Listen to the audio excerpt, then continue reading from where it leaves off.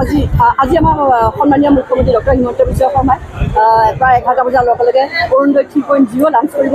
এয়া অসমৰ দৃষ্টিত সৰ্ববৃহৎ হিতাধিকাৰী আঁচনি, ইমান মহিলাক সামৰি লোৱা, ইমান মহিলাৰ অৰ্থনৈতিক অৱস্থা সবল কৰাৰ কাৰণে দেশৰ ভিতৰতে সৰ্বপ্ৰথম সৰ্ববৃহৎ মহিলাৰ কাৰণে লোৱা আঁচনি। আৰু এই অৰুণোদয় আঁচনি আজি আমাৰ অসমত লোৱাৰ লগে লগে ভাৰতৰ বিভিন্ন ৰাজ্যত আমাৰ অৰুণোদয় মডেলটো এডপ্ট কৰিবলৈ গৈছে বা এডপ্ট কৰিছে।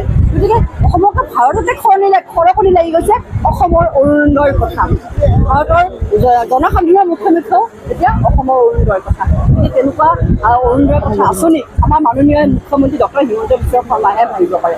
তাৰমানে এইকাৰণে ভাবিব পাৰিছে যে অসমৰ মহিলাক তেওঁ কিমান ভাল পায়, অসমৰ মহিলাৰ অৰ্থনৈতিক অৱস্থা সবল কৰিবৰ কাৰণে তেখেতে কিমান যত্নপৰ, অসমৰ মহিলাৰ তেখেতে ভাতৃ হিচাপে, পুত্ৰ হিচাপে তেওঁ মহিলাৰ নিজৰ হিচাপে যে মহিলাসকলক অৰ্থনৈতিক অৱস্থা সুধাৰ কৰিবৰ কাৰণে যিটো তেওঁ প্ৰচেষ্টা হাতত লৈছে অৰুণোদয়ৰ যোগেদি, ইমান শলাগ ল'বলগীয়া। অসমৰ মহিলাই, অসমৰ জনসাধাৰণে বছৰৰ পিছত বছৰ, হাজাৰ বছৰলৈকে মনত ৰাখিব।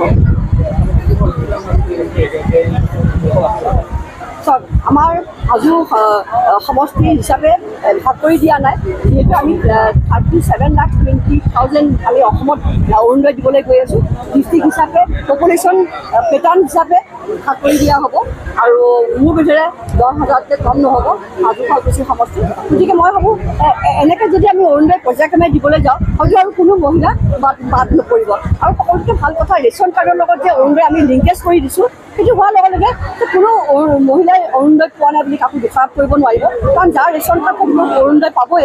আৰু ৰেচন কাৰ্ডটো এতিয়া এনেকুৱা বস্তু, এইটো এতিয়া ATM কাৰ্ডলৈ পৰিণত হৈছে।